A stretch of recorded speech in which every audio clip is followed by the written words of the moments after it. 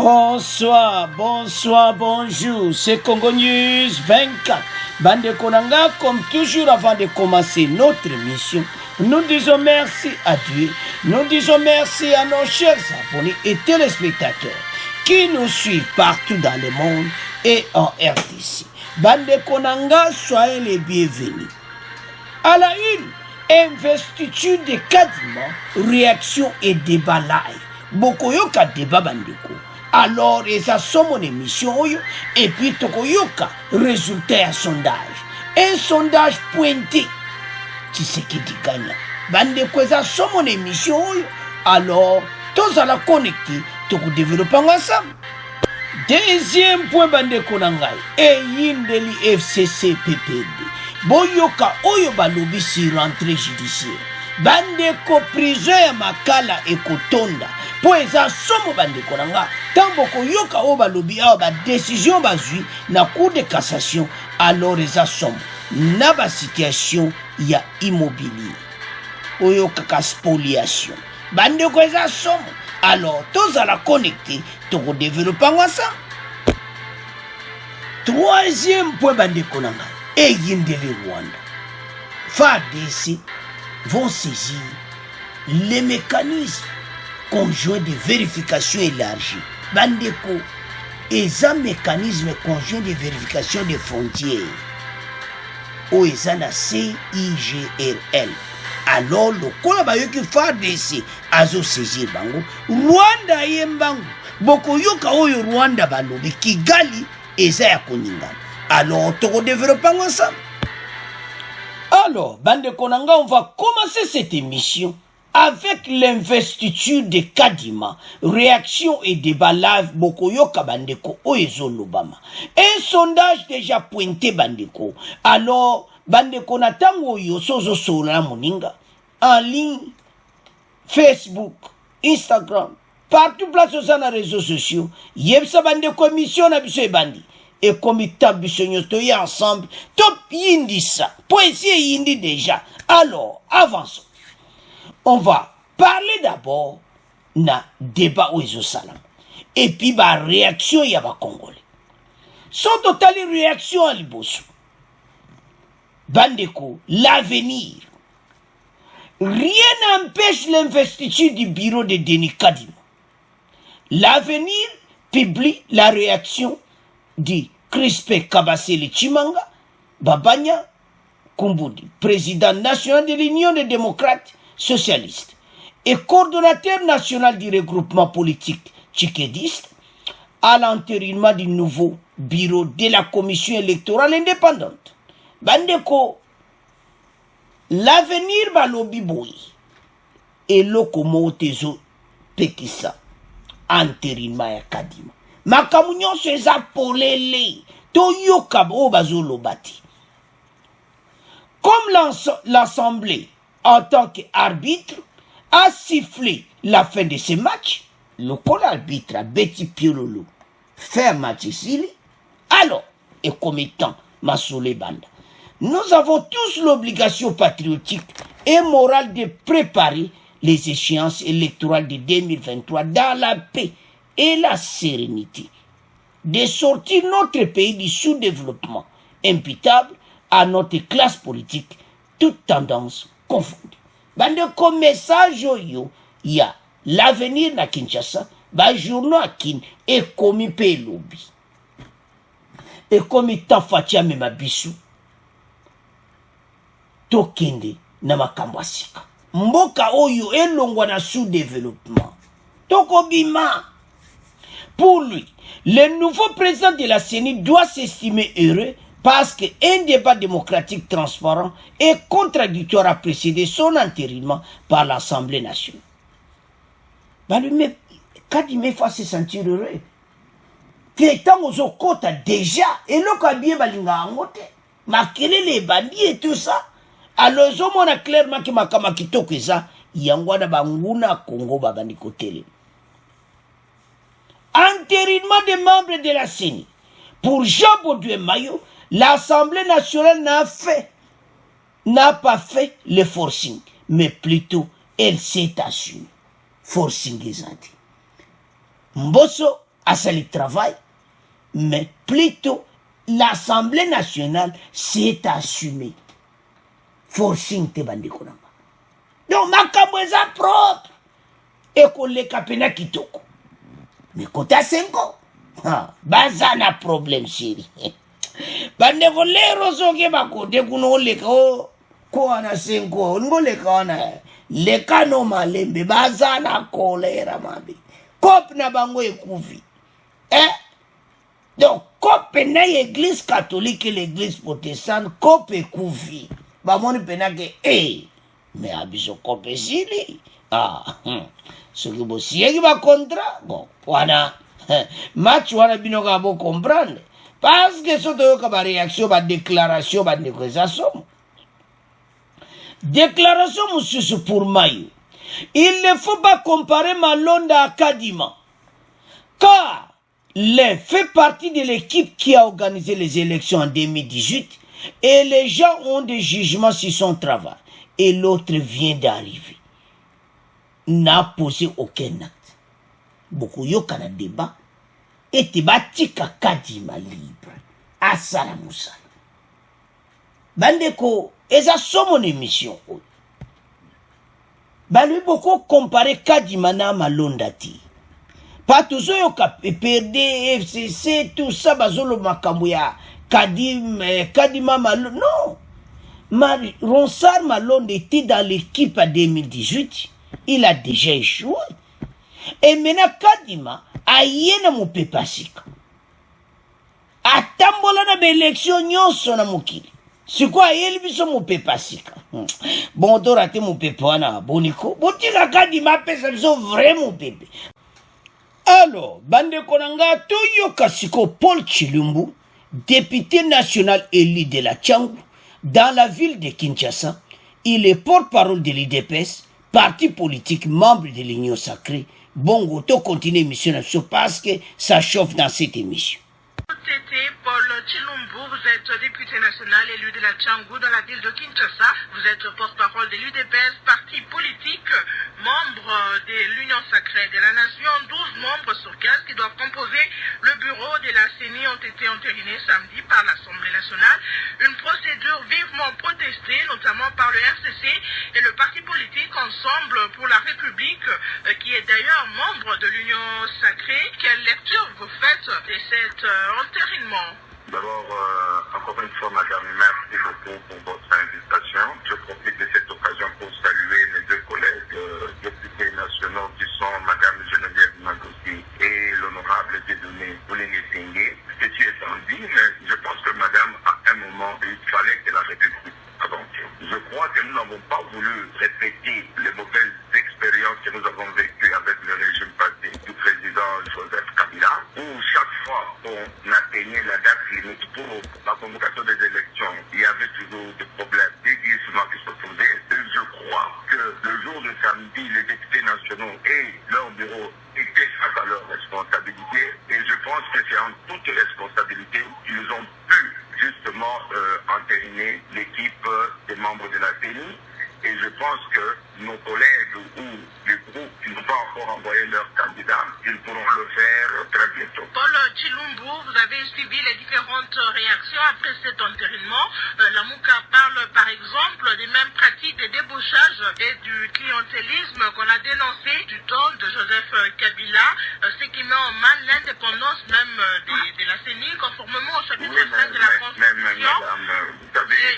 Il propose une table ronde pour dépolitiser complètement la CENI. Oui, mais d'abord, nous sommes fatigués avec toutes ces accusations gratuites, madame. Si réellement nos compatriotes de la Mouka ont des preuves qu'il y a eu corruption, il y a eu débauchage, je crois qu'ils peuvent saisir les causes des tribunaux. Moi, je ne veux pas me lancer dans ces querelles byzantines justement pour ne pas faire perdre du temps aux Congolais. Moi, je dis que le processus a été régulier. Nous avons, et je crois, le bureau a fait montre de beaucoup de patience pour que les confessions religieuses puissent trouver un compromis, qu'ils puissent trouver un consensus sur le candidat qui devait justement piloter la CENI. Je crois qu'on ne pouvait pas arrêter toute la République parce que justement il fallait répondre aux caprices des uns et des autres. Ça, c'est la première chose. La deuxième chose, madame, nous devons tous, au lieu de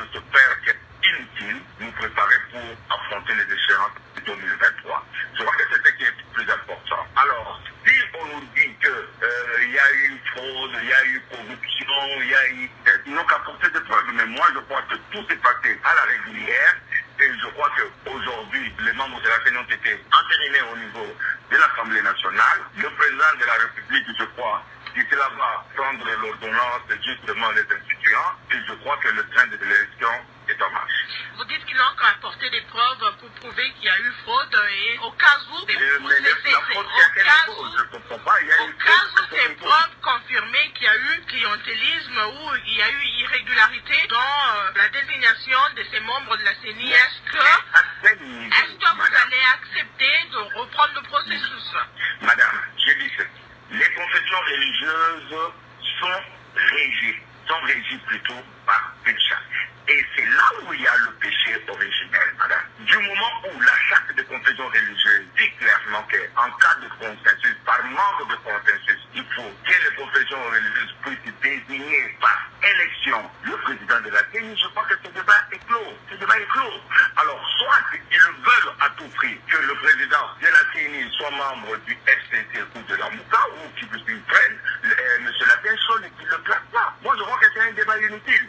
La charte est claire. Il n'y a pas que le FCC et la MOUCA qui parlent des irrégularités. Il y a Ensemble pour la République, il y a un parti politique, membre de l'Union Sacrée, qui dénonce aussi les irrégularités. J'attends justement que la parole circule et que mes co-débatteurs puissent démontrer à quel niveau se sont trouvées les irrégularités. Moi, je dis qu'il y a eu 8 confessions religieuses qui ont désigné M. Kadima comme président de la CENI. Il y en a 2 qui se sont opposés. Et la charte elle-même voulait qu'il puisse faire des élections pour désigner le président de la CENI. Et de mauvaise foi, la CENCO et les CC ont bloqué la machine. Et pour autant que nous devons sacrifier toute une république pour justement satisfaire ou assouvir les besoins, enfin j'allais dire primaires, mais pas primaires, mais attends, les caprices des uns et des autres, c'est pas tout à fait normal, madame. Paul Tshilombo, le FCC vous accuse d'avoir mis en place une CENI totalement acquise à la cause de l'Union Sacrée afin de planifier la fraude électorale. 2023. Oui, mais je crois que le FCC a beaucoup d'expérience dans la fraude électorale, dans la tricherie, dans la corruption, etc.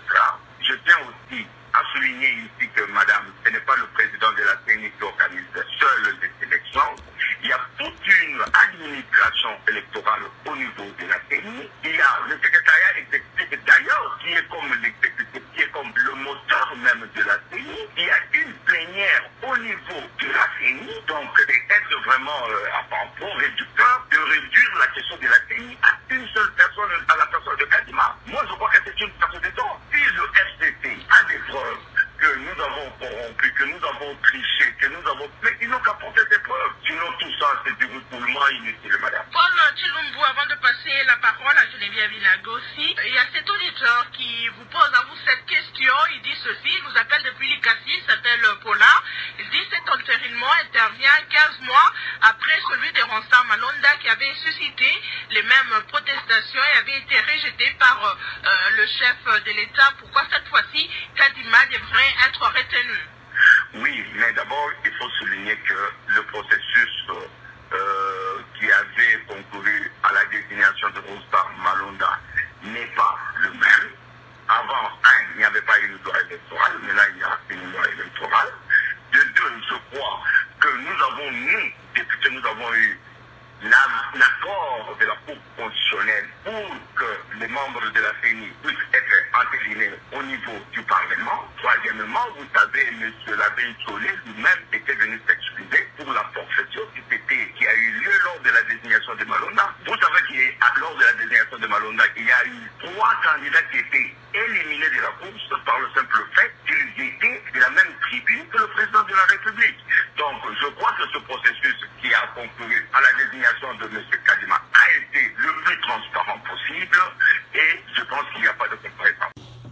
Alors, bandeko nanga tolandi biso nyonso. D'abord, tokokenda ngo point par point. Toba nanu. So bazo comparer Malonda na Kadima. Il ne faut pas comparer Malonda à Kadima. Botanga na sewana. Car l'un fait partie de l'équipe qui a organisé les élections en 2018.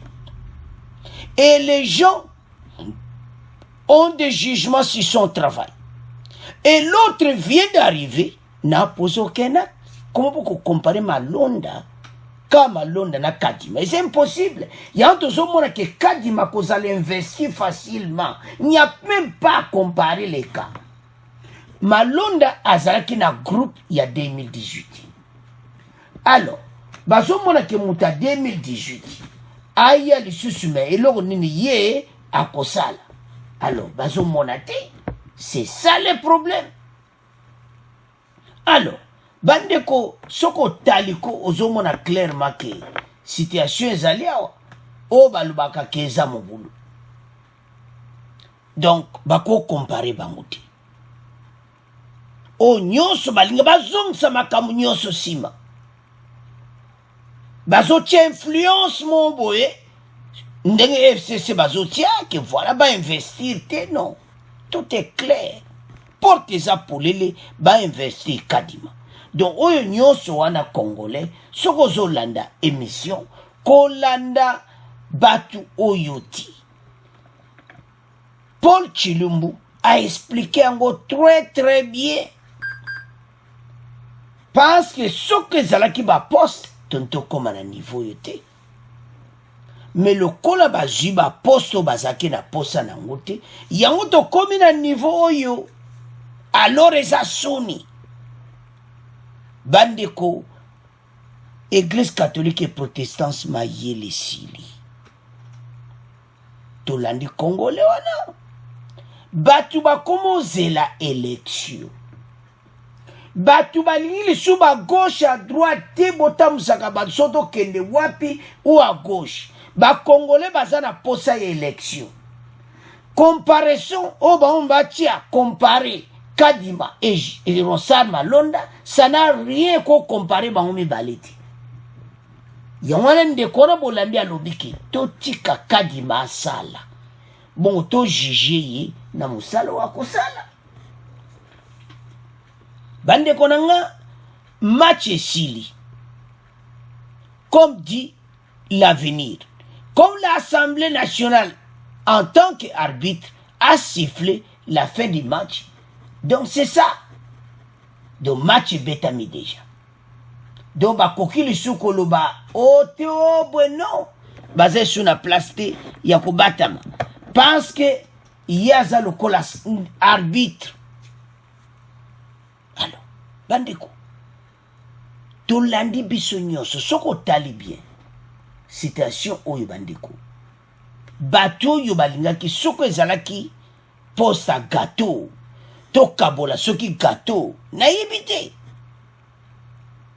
Alors, Tolanda les sous exe Paul Chilumbu akoloba. Boyoka quelques réactions. Bon, to continue mission na biso.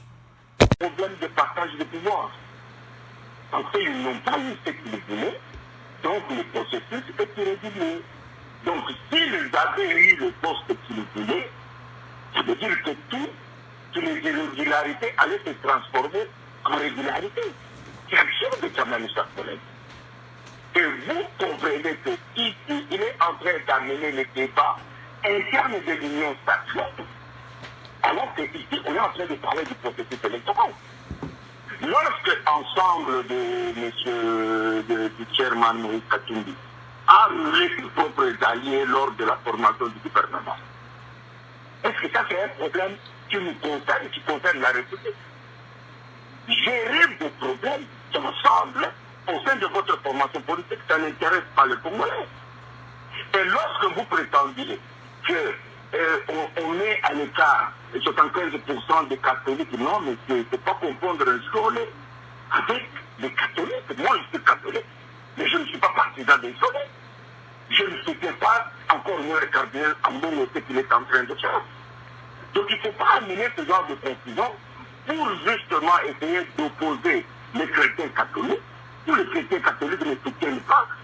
Il y a beaucoup de chrétiens catholiques qui sont à l'UDP, il y a beaucoup de chrétiens catholiques qui sont au PPRD, il y en a qui sont dans l'ensemble.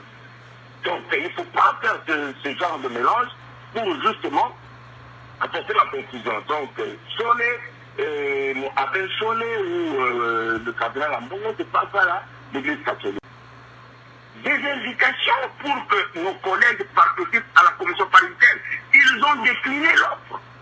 Ils ils ont refusé. D'ailleurs, ils ont fait même des communiqués officiels s'ils n'ont pas été faits. Ensemble, en refusé. Le SPC a refusé. Et on devait bloquer pour autant la République parce qu'eux, ils ont leurs agendas cachés. Paul Chilumbu, comment vous répondez à l'auditeur qui pense que seule la sagesse du chef de l'État peut sauver ce processus des gens en péril en ne signant pas ce PV de l'Assemblée nationale? En commençant par le président Mbosso lui-même. Combien de fois il a repoussé les plénières pour que les confessions religieuses se mettent ensemble. Lorsque vous êtes, parce que pour eux, pour qu'il y ait consensus, il faut couper la tête de Kadima. C'est ça le problème. Comme si Kadima n'était pas congolais, comme si Kadima n'avait pas tous les droits avec tout comme. Et d'ailleurs, plus grave encore, la belle chose avait reconnu que sur le plan de la compétence, il n'était pas le meilleur, mais parmi les deux, les meilleurs. Alors, pourquoi ils en veulent à Kadima? Geneviève Ilago, si on va prendre aussi pour vous cette réaction qui nous vient de Kisangani. Moi, c'est Henri Kassangani, depuis Kisangani dans la province de la Chopo. Moi, je pense qu'il était important que nous ayons un bureau de la CENI. Si et c'est si nous voulons des élections 2023. Mais je ne partage pas le point de vue de ceux qui critiquent l'actuel président de la CENI avant même qu'il puisse travailler. Moi, je pense que nous devons lui donner la chance de nous organiser des élections, car la population a besoin des élections en 2023. Contester l'actuel bureau, c'est tomber dans les pièges des politiciens et favoriser les glissements. Alors, bande kolanga tolandi wana. Paul Chilumbu alobi ke combien d'invitations ba pesi bango. Ba ya. Mais ba agenda caché na bango zo freiner masulu. Bazaki na kope kufi. Ngai. Ce kopango zaki anini bozana problème sérieux, kope kufi. Kadima kozala investi. Quelque chose bozoloba. Makambo zo kende en avant. Tokogi suko zonga simati. Et comme étant RDC va avancer, ma solo est kende. Tala ba congolais. Ce que tu as quand même photo commis to tiana botanga. Tout ça na besoin mboko e kende liboso. To linito yoga ki boiti. Avenir Oyo est un grand journal national à Kinshasa. Moutounion s'attanguia.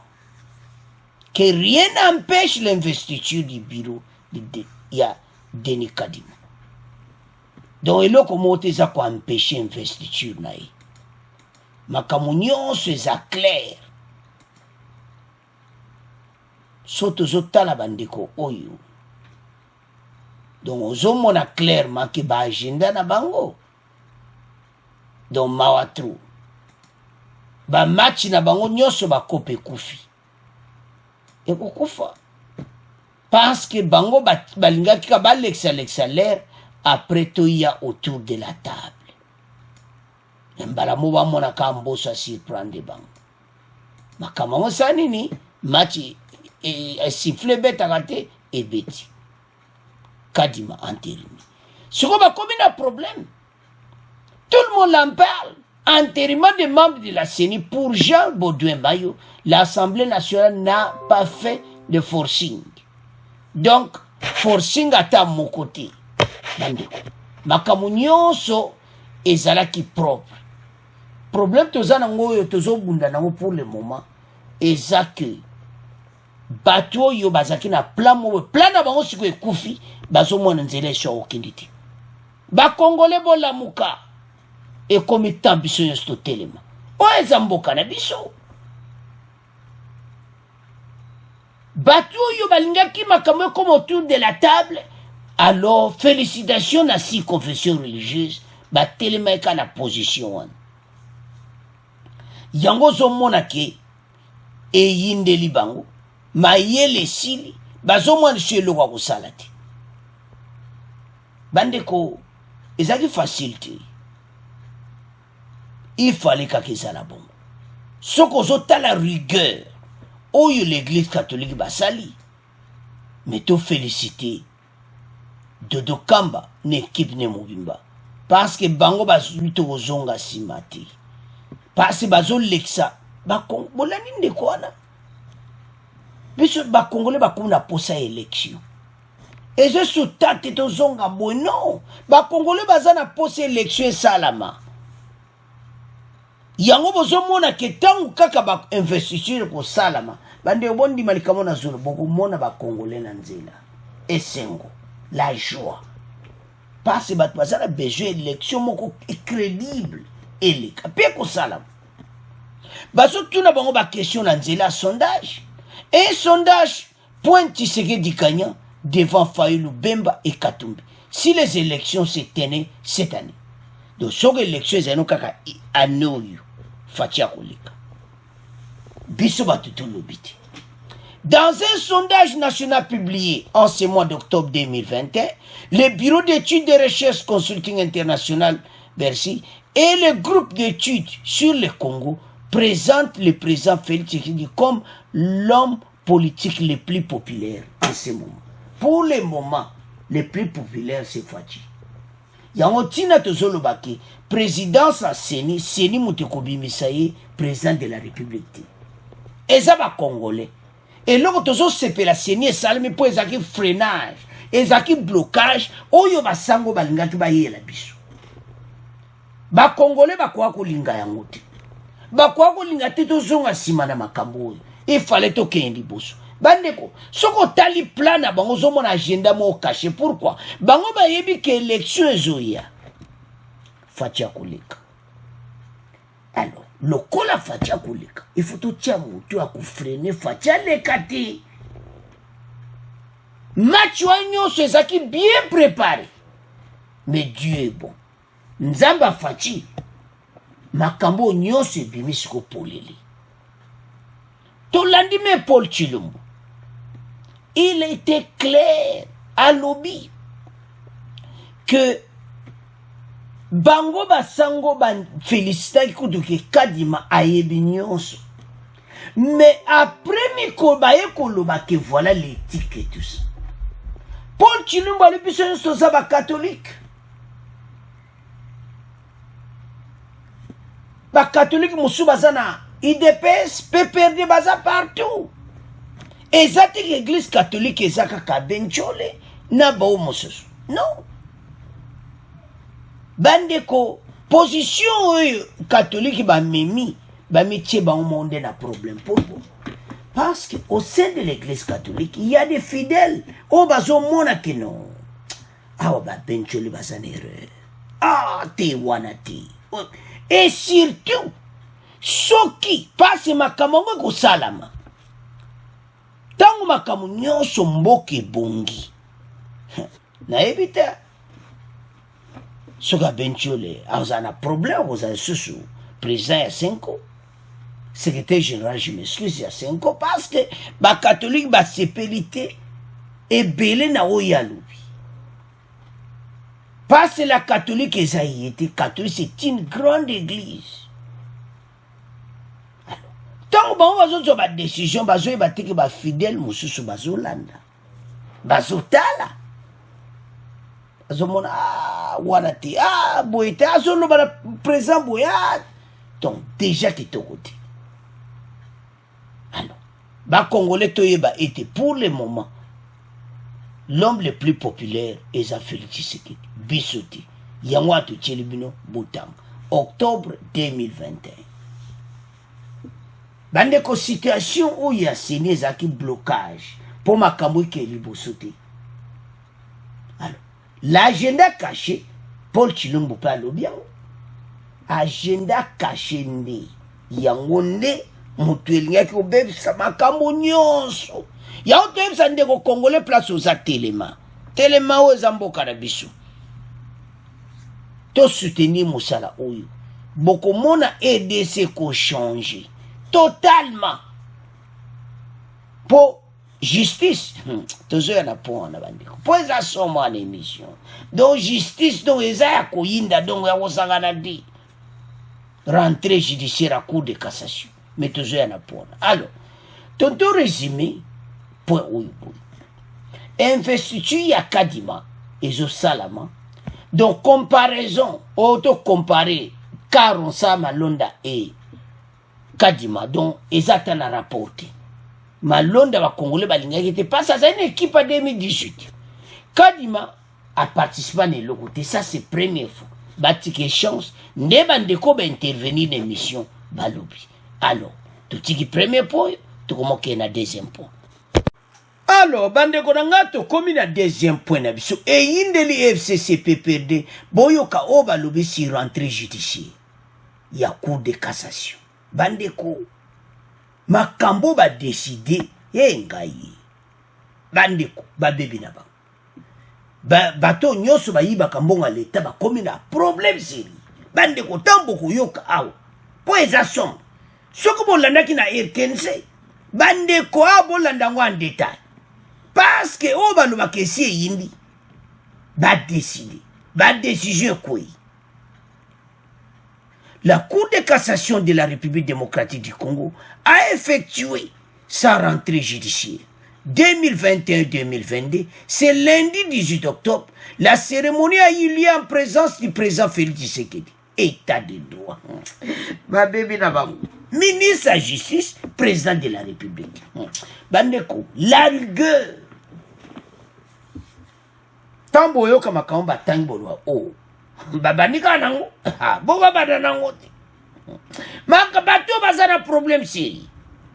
De prime abord, le premier président de la Cour de cassation, David Christophe Mukendi Musanga, a fait savoir que la présence à cette cérémonie du chef de l'État, garant constitutionnel de l'indépendance du pouvoir judiciaire, marque sa volonté de tout mettre en œuvre pour rendre effectif son idéal de l'état du droit. Alobi, présence na yewana. Eza po match ezobanda. To traduire en obo. Sifflet zobetam. Anzambi. Mukido. Bandeko. Bango bazomba moni que makamongo comme réalité. Bandeko soki bozo comprendre que makambo ezoleka mikolo et comme réalité. Dernier coup de sifflet. Pour comme les nage banda. Nzela selembao. Angaye. Eza problème. Bon, tant sifflet on ezobeta bango siko mitimi beta tout. Tout. Eh. Oh bah yoga ki samedi on ezaki cours constitutionnel et tout ça. Nega général mais awa. Bandeko, batangina makaba spoliation. Nga ya ba immeuble. Eza ya kuinda parce ba moni pena ki ba immeuble EDC eza na maboko ya batu. Bandeko bato ba détruire mboka. Ce n'est pas possible. Problématique de la résiliation du contrat de location d'une concession foncière par décision unilatérale des conservateurs des titres immobiliers.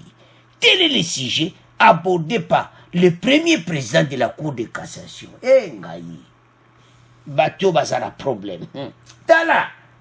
Cour de cassation, ceux qui va comme le makambo spoliation oyo. Ba titre immobilier, bande ko ba dû une grande partie moins to tia nyonso wanezati.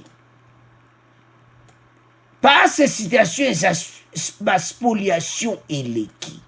Alors, le cas la spoliation est l'équi, et bazak obligé, situation yo, ba tiango, na katia, feuille de route na bango, ba ko tambola, pona ko kanga tous les spoliations, ba contrat de location, d'une concession foncière. Bande koma kambouana et comme un problème moko désordre partout.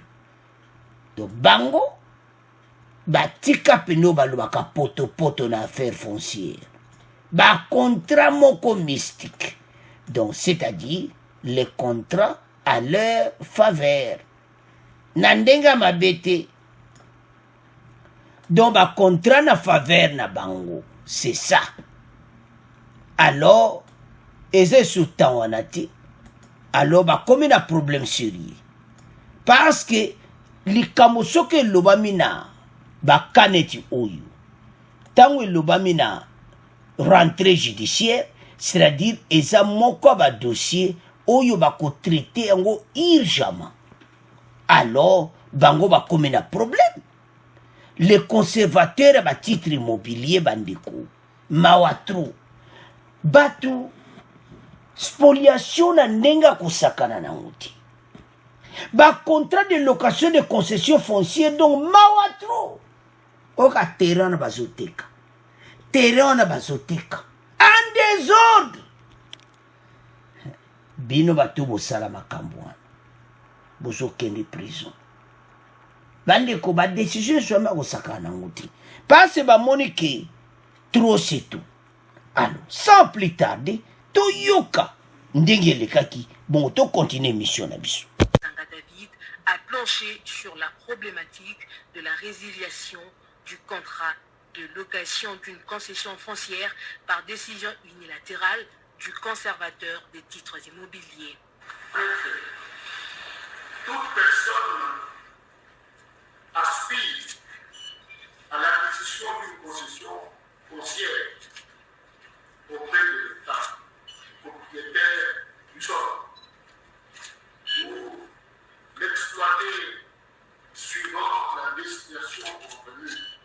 Avant lui, le bâtonnier national représentant de l'ordre des avocats congolais, Matadi Wamba, dans sa plaidoirie, s'est apaisanti sur la question du respect des lois et de la justice en tant que ciment de la cohésion et de l'indépendance nationale. Pour sa part, Mumba Mukoko Victor, procureur général près la Cour de cassation, a dans le prononcé de sa mercuriale planché sur la répression des infractions flagrantes en loi de la justice comparée. Cette rentrée judiciaire chez les magistrats intervient après les vacances dites de vacation décrétées par le chef des juridictions du 15 août au 15 octobre de chaque année. Ces vacances sont arrêtées pour permettre aux magistrats de se reconstituer. Pendant cette période, il s'organise toujours des audiences de vacation, surtout en matière civile. La rentrée judiciaire vient inaugurer la reprise normale des activités dans les juridictions avec des procédures ordinaires. Après la Cour de cassation, le Conseil d'État prépare aussi sa rentrée solennelle pour le 30 octobre de l'année en cours. Alors, bandeko tolandi wana soki ba insister sur les contrats oyo immobilier eza somo bandeko nanga. Cette convention ne peut pas être atteinte à la suite d'une décision unilatérale des conservateurs des titres immobiliers, résiliant notamment les contrats de location signés préalablement en vue d'une concession perpétuelle ou ordinaire entre l'État et les locataires. Bandako à l'État et quoi bandako na bango. Ba chanja ba kombo. Ndako ya zui à l'État et comme ndako na ye koma bateau nyonso ndenge ba vanda la majorité ba vanda kana kombi. Non, to boité bazaki na mbongo na bango o bakosomba. Mais situation wana etia mu bulu justice mu bulu akosakana. Ba insister yango po ekomate o la chasse aux sorcières. Yango yo mona ba tchepende yango doyo ka somo entre l'État et les locataires et de marteler. Cette situation est à l'origine d'un flux de conflits sur les terres du domaine privé de l'État. Pisma bula lobakango nakoti kabinote. Alors, justice yemoko ayena maka parce que la plupart d'autorités de l'État oyo bazalaki na gouvernement pendant les 20 ans. De son côté, le procureur général près de la Cour de cassation Victor Mumba Mukoko a axé sa mercuriale sur la répression des infractions flagrantes à la loi de justice comparée abordant les vifs sujets. Bandeko, situation en flagrance. Parce que bateau yo c'est comme flagrance mais bozo salama bemingi. Tango Fatia côté na pouvoir. Fatia bani ko bongsa prison makala. Ba on ba yeba iti. Et ba tuna be question de mais prison a kodi kasika. Comment zo baksa ba pavia ko tia ba banani. Ba ono kola ba kana ba tumo ba yeba kya. Acha ba acha ka ba twala bisote. Biso jamais to konta kuna. Bokatsa ki ba chako de pour la peuple gaga. Te Babakso pe pavia si kapona bino. Biso to yepsa bino po bokota parce que bosi bo yibi a tout. Bango siko ba mona ki okaka ndenge wana ba pavia si koti na prison makala, pavillon 11, pavillon 8 abia. Sikoyo ba yo sutuka. Oh. Mon cher. Les pavillons là Donc ça c'est la chasse aux sorcières. Yango est pas chasse aux sorcières et outaki. Badi ah ba comment ninga bakanga biso ka bokoma. Mais bino bozana problème. Bandeko, ceux qui vont monter rentrée judiciaire batie ba pont ana flagrance eza nini? Bango bato immunité parlementaire. Le makambo ba location spoliation ana des contrats immobiliers entre l'État, domaine privé de l'État. Ujinda kwa l'État koma ya yo. Soki baye nango boya public po Kongola ye basadi ba dossier tondi kuna ngai. En présence de Kasson. Bomoni ba vanda keso tana vidéo ba vandi kuna na Christian. Kasson gazo mona masolo déjà donc ba dossier tondi kuna ya ba immeuble ba contrat immobilier concession foncière donc tondi kuna Kasson ba ojaka ba notice kalate alo yakawa wapio na tribunal de grande instance de la Gombe na cour de cassation te yuzana mbala moko ale joie selembayo bandeko makamuto loba oyo ba bengaka exode. Donc batu pena bakokima na ndenga osakana ngote do bakokite massivement donc baza pena kokite ndeto lobawa ba valise ezokangama na ndenga mokete parce que baza na batu na bango tala bandeko kana cour de cassation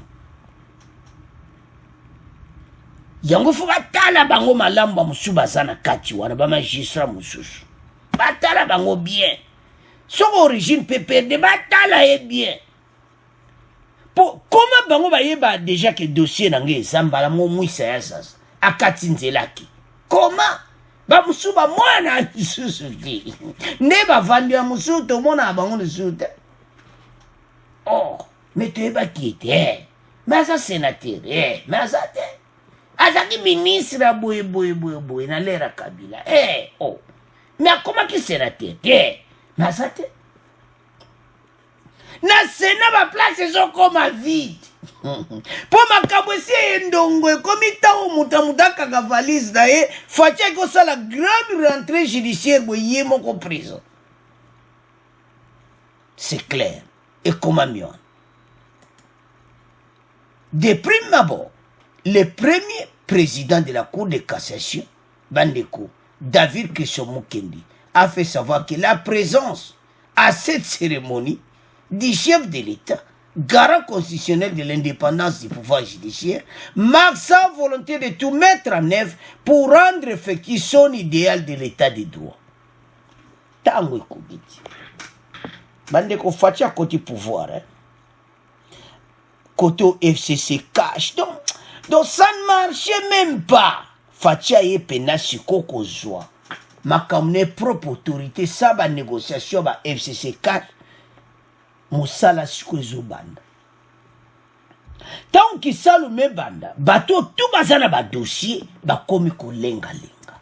Bazwe bate nzela nini tokobima awa. Parce que ba dossier do etondi na nenga muketi. Alors, ba sikoyo ba yebi. Immeuble no vanda kana Gombe, eza ya yuti. Tango déjà na rentrée jije bazo pointé ba papende ko ba point minene ya nini ba contrat immobilier. C'est dit ba dossier tonde kuna na flagrance oyo bakangaka ba député na ba sénateur. Ba bongisa ngo bien pe ba expliquer ngo en public. Ngai bato basala problème bato de baza bazo lukandeke nini ya okende. Donc et ça somme situation na bango bandeko baza na problème parce que basala déjà mabe déjà de bazana bayemi na bango yango ba congolais botale pas de wuti n'est pas to komi to yaka toujours kana pona parce que bele miso za toujours ya kokangana fungola miso na yo telema tala fatia zo bongsa mboka. Lelo yo ministre pata na to kei na justice. kobanga te kongolo ministre tozokwela ndako kenmema ye na justice masolo ekosila ozomona oh ngai bo ndako nanga ndako na yo bo tokelakisa mikanda justice yowo oh babotola ndako na nga so babotola kende na justice bolanda bomoni bien que rentrée judiciaire batangi mingi makambo ya baimmeuble bacontrat ya balocation bandako ya l'État oyo bapesaki ye alloué avanda mpo aza autorité de l'État adwi ndako wana ekomi ya ye na Gombe. Puis Mabila avait expliqué que bandako na eza baétat colonial moto akozwa yango te comme propriété privée na ye. Alors ndenge makambo ezokende na ndenge badossier ezokende donc prison ya makala ekozala plein à craquer. Alors bandeko na nga mitema ezobeta tout bamosusu ya nzela Brazzaville bazobongisa mosusu ya batelefone esi ebandi. Alors totiki deuxième point na bino tokomokende na troisième point. Alors bandeko na nga tokomi na troisième point na biso eyindeli Rwanda FARDC vers CIRGL, mécanisme conjoint de vérification bandeko. La MONUSCO intègre le mécanisme conjoint de vérification des frontières de la CIRGL, la conférence internationale. Il y a la région, il y a le pays, il y a Grand Lac.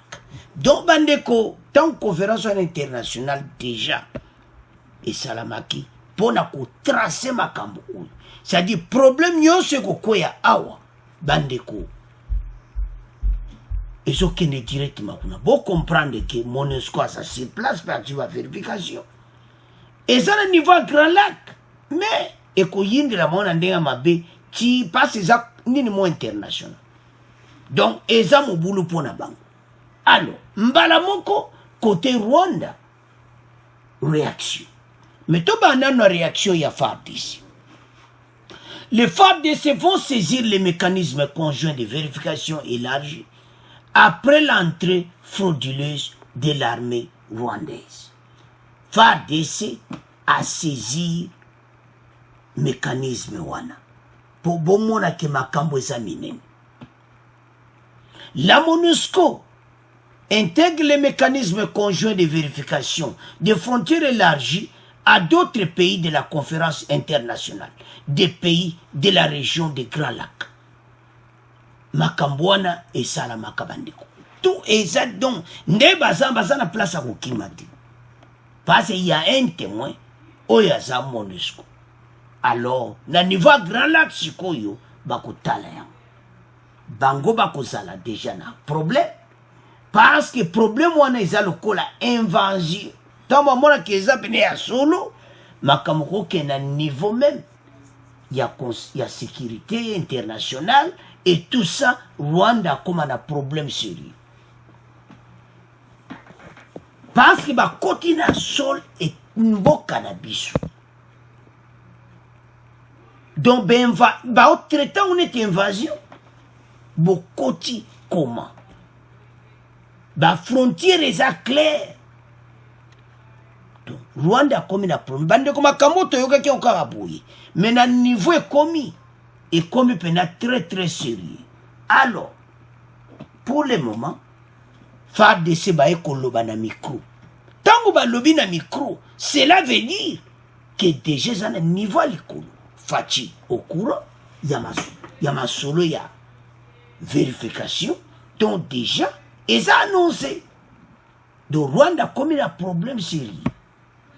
Ba militaire rwandais basala kama kambo pendant les 20 ans place à mon kota no bimana yo mabele na biso basakani nango mingi mais toujours féliciter courage FARDC bajui comme ya makambo na niveau moko élargi na conférence internationale élargi bandeko. Alors tant bazo memango na mécanisme conjoint de vérification bakotimba délégation mobimba. Toni to expliquer délégation na ekoya ONU akozala présent parce que la MONUSCO intègre les mécanismes conjoints de vérification des frontières de la CIRG. Alors, à Kodjaba, note tout ma preuve, ma kamunios. Donc, bakangina munduki. Yango zomona côté Rwanda, déjà, tozo y a la deuxième partie. Il y a Rwanda, Boko Yoka, Oya Bango. Donc, bazana problème sérieux. Alors, FARDC va dire le courage. Félicitations. Na Guillaume, Kaiko Guillaume, ou à sa porte-parole, il y a Sukola Bandikona Noki. Donc, c'est ça. Bayaka koyiba bani minera so bakimi mais bakanisi ke oyo ta oyo eza temps pendant 20 ans ba bazai ko bina oyo koti obimi eza suwana te alona niveau FARDC déjà bazo préparer ndeni ba okena dossier mais ba preuve de Jézali bakangi munduki na ba Rwandais minduki na bango bokoyoka arme Rwandais bakangi yango parce que ba arme on ba tiaka na ba nina bon ba cacher bilo na bango tout ba enregistrer ba pillage au basali et puis 6 villages ce qui est grave ba kanga ki 6 villages na biso panique koti et puis ba beta ki masasi likolo bazo kosa ke balana ki ba fraudeur mobo tout ça mais situation est claire bato bazane loko baluka ke pa na biso ya to esa ba congolais chaque fois ba voisin to zaka maele na bango fatia ko réagir parce que situation comme na niveau moi makasi donc après si la FARDC ba ma dossier donc déjà pour le procédure c'est ça là alors entre les deux présidents déjà monte côté eza ya koyinda déjà mais comment yo koti na mboka na ngai na permission nini yango Kigali batindi ambassadeur na bango aya koloba mais avant to komana na Rwanda to yokana no FARDC ndenge makambo yango ekozala na ndeba okena mécanisme bon to continuer mission na biso. Autre nouvelle, au Nord Kivu, le secteur opérationnel Sukola 2 confirme l'incursion des militaires rwandais sur le sol congolais hier lundi. Dans la matinée, c'est entre les villages Kitotoma et Kabuhanga, un groupement Buhumba, territoire de Nyiragongo. Dans une déclaration à la presse, le porte-parole des opérations Sukola 2 indique que l'armée congolaise promet de saisir le mécanisme conjoint de vérification élargi pour élucider les mobiles de cette incursion. Le colonel Guillaume Njike Kaiko confirme également que les FARDC ont saisi une armée des militaires rwandais et enregistré des pillages perpétrés par ces derniers pendant leur retrait. L'armée a repoussé une nouvelle incursion de l'armée rwandaise sur le sol congolais. Elle avait déjà occupé 6 villages jusqu'à atteindre 200 mètres de la route nationale numéro 2. La situation est sous contrôle des forces armées de la République démocratique du Congo. La RDC compte d'ailleurs saisir le mécanisme conjoint de vérification de la conférence internationale sur la région des Grands Lacs, à en croire le porte-parole de la 34e région militaire. Suivez. Le secteur opérationnel Nord Kivu Sukola 2 confirme l'incursion des éléments de RDF sur les sols congolais et ces éléments ont eu à occuper 6 villages et ils sont arrivés jusqu'à 200 mètres de la route nationale numéro 2. C'est après l'arrivée du renfort des forces armées de la République démocratique du Congo que ces éléments ont rebroussé chemin. Voilà pourquoi il y a eu cette agitation à Kibumba dans la matinée d'aujourd'hui. Ben écoutez, il est encore trop tôt de vous parler d'un quelconque bilan, mais ce que vous devez savoir, c'est que les éléments qui ont fait l'incursion à Kibumba sont bel et bien connus et identifiés. Il s'agit bel et bien de RDF. Et par rapport à tout ce que vous voulez connaître vis-à-vis de cette incursion, vous devez savoir que nous sommes tous membres de la structure appelée mécanisme conjoint de vérification élargi. Et ce mécanisme sera saisi incessamment et c'est ce mécanisme qui pourra parler du mobile qui a poussé à ce que RDF puisse entrer sur le sol congolais. Par rapport au bilan, il est encore trop tôt, mais du moins retenez que nous avons récupéré une arme des éléments de RDF que nous allons présenter incessamment à la presse, mais aussi nous avons enregistré des pillages d'après les informations que nous avons. Donc dans leur retranchement, il y aurait eu pillage. Donc voilà ce que vous devez retenir. Dans les heures qui suivent, on pourra vous parler d'un bilan définitif par rapport à cette incursion. Alors, Bande Kodanga, nous avons suivi. Tolandi Guillaume, ou à sa porte-parole à Sukola 2, Tolandi Oyo, radio Rabisho va expliquer clair, était mécanisme conjoint de vérification et qu'on a saisi. Bango tout bazana katina yango na Rwanda. Bande ko bota na pays na biso na carte wana. Bota la Rwanda. Ah! Toujours mon moi bon moké. Mais baluka ka l'air nyonso babima ba grepa na biso mais bazana bango kaka ba bébé. Il n'y a rien. Oyo tout est sa faute nini. Oye bien. Ukoza no grande ni. Ukoza no mukolo ndeni. Soki bozana mnoka ndenge wana bakomonela bino. Pourquoi tout le babon? Pendant les 20 ans, Rwanda basakane esprit à EDC. Mais si on tatana ba pays à Mibali. Même pas province na biso moko kokane yango, province même na biso de Kiam. Vous comprenez? Et ça le kola tobenga ville moko boui ya biso ya EDC yango ande Rwanda. Bakoko sakane un grand pays comme la EDCT. Makamwani sila na 2018. Bakoko meka les sociétés. Mais baya ya batantaka. Bayokaka. Bazo mekapi. Mais makamwa sikoyo. Eyele bangongai. Bakanga mina mutambo.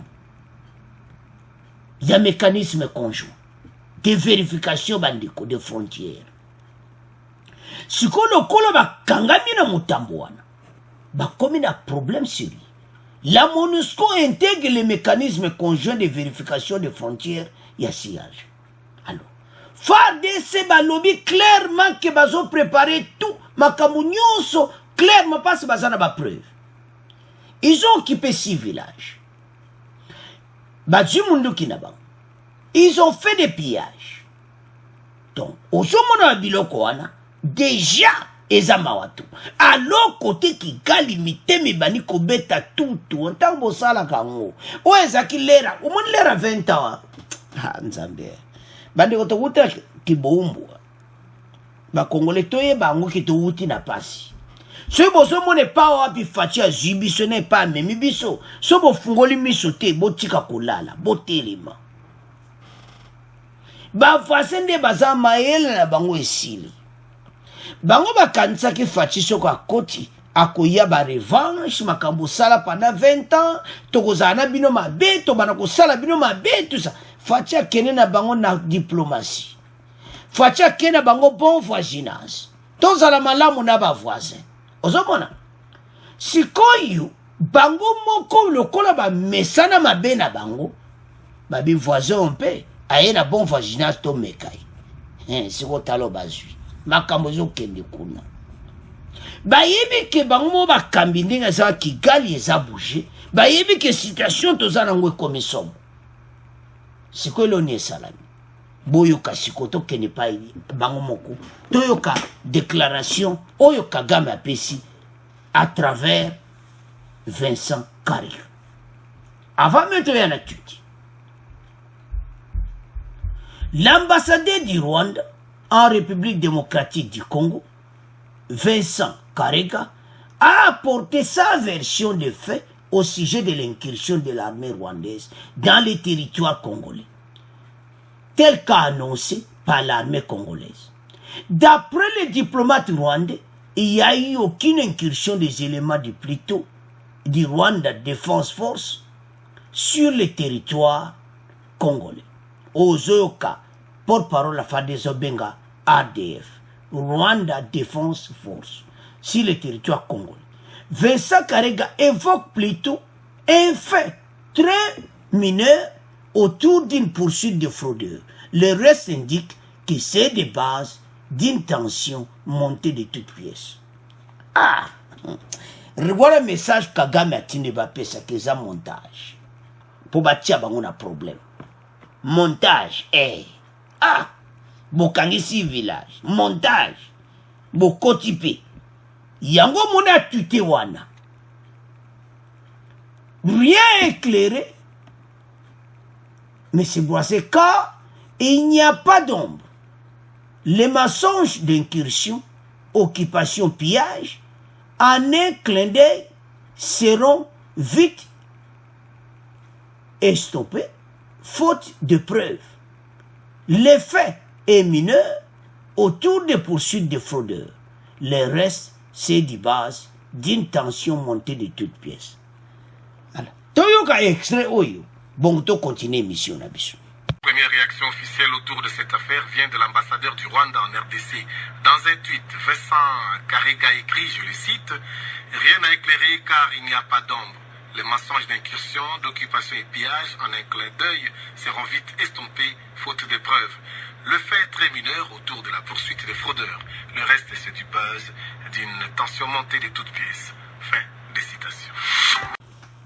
Alors, bande kolanga tolandi biso nyonso wana. Balobi, baza n'est rien à éclairer. Pona bango, il n'y a même pas d'ombre. Donc, les mensonges, montage et tout ça. Tala, bande ko ba voisin yo, ba sakani na RDC. Mena ba kumo mona tala yamo.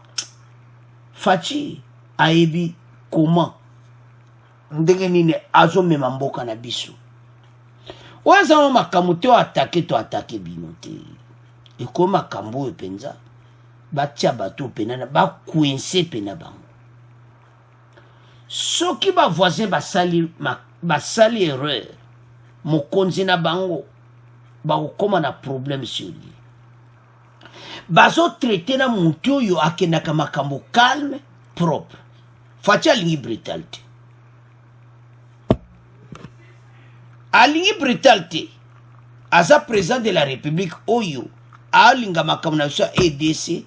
Et comme atena mobulu. Et comme bitumba na Rwanda. Mais, rigueur. Citation comme sikoni. Déjà message autant au phare de ça ya lobby. Bazo kenango. Na message conjoint de vérification des frontières. Délégation na bakoya. La MONUSCO présent, yé mutakoza lokola témoin. Parce que makamamo salamane ba okanga ba onke bazara problème. Ba ko benga on peut invasion. Et puis makamoko ke na tribunal international. Makamoko koma na niveau moko ko sakana ngoti. Rwanda ba komi na problème. Déjà Uganda ba funda ki ba onke ba soldat na biso ba bango ba kota ki na ADC. Boye makamo bazo samba tililu. Uganda zo wanga na tout ça, mais ba preuve ezalaki. Sikoyo e comme tour ya bango pe. Makamo kene kula mais ba preuve déjà ça. Alors, mécanisme conjoint oyo ba signa ki ngo Rwanda zana kati. Lokola zana kati azana problème c'est. Bande ko ba pays nyonso ko baza ko envier mboka na biso yonde Congolo zo ebati. Rwanda mukonzi na bango nde bango ba yebaka ki facia ye. Bako zana bango ka ndenge wana bo comprendre ka rythme ka ndenge ileka. Ba yo mona ye na rythme mususu. Alors les Rwandais maintenant bazo comprendre des positions ti. Sikoyo il fatia ili bango bon voisinage bango babandi ba makamu na bango. Siko babandi makamu na bango yango wana makamu baki kosamba. Parce que ma prévisali c'est ça ko suki sa banti na suka mais ce qui mon konzina bango azo continuer boy à cause d'un problème sérieux yé moko pe yé mo konzina bango comme on a un problème sérieux na niveau international passe au bimanan ezana makambo yo kaka na niveau international batika kango te ya ko envahir notre pays so tale pe pays yango nzambe même ata baza na armée yango armée na boy koka na armée na biso te toze ebele koleka bango biso eloko ezalaki mabe ezalaki kozwa soin ya basoldati pendant les 20 ans armée ezalaki soigné te moto so aza soigné te bomona armée wana ka ndenge wana l'armée rwandaise baza soigné na ndenge mabe te bafuta bango bien makambo wana tout mais pendant les 20 ans armée na biso baye kozwa souffle ntango président Faci akoti armée na biso bakongi kofuta bango bien donc soda mpe na komo sentir barecrutement ezali su kosalama te pourquoi bato baza kolinga su kokota armée te armée koma kokauka te parce que makambo ofuta bino mpe bien te okende oyo okende mpe kokufa et tout ça mais sikoyo boyoki barecrutement yesi ebandi ya kosakana te do bandeko Rwanda komi na problème akende kosamba parce que na niveau na conférence internationale oyo ezotala barégion nyonso ya Grand Lac Rwanda akoti na problème abuki oyo asinyaki abuki mobeko parce que osien que jamais kokatisa frontière à RDC RDC akokatisa frontière à noti mais armée nango bakati 6 villages il y a des preuves na pillage na nde baokima bon qu'est-ce qui manque bafilme mpe bango ko ezalera bacaméra batelefone te armée akozatia na bapreuve wana bafilme mpe bango nde bazokima ozomona alors bakomi na situation mo bazoyeba te eloni sikwa kosala bao bamonaki kaka eleki nango kaka bon ntango bayoki ke fadesa aleki na micro les mécanismes de conjoint bazokende kuna mbala moko carré gratuit allez avance mais baavance wana bakosa motu te bakomi na problème sikoyo bakende siko kosamba alors bapreuve ezali ke bakatisaki baza na place ya kokima te eyindeli bango bazoluka ndenge ya kosala parce que dossier bakozonga nsima te na niveau ya Kinshasa bato ezolobama bamedia lelo ebimi bamedia bajournal lelo ebimi ka yango komo barwande baya na terrain na biso baya mpe kosakana na biso mwa pays ya moke bakosakana na biso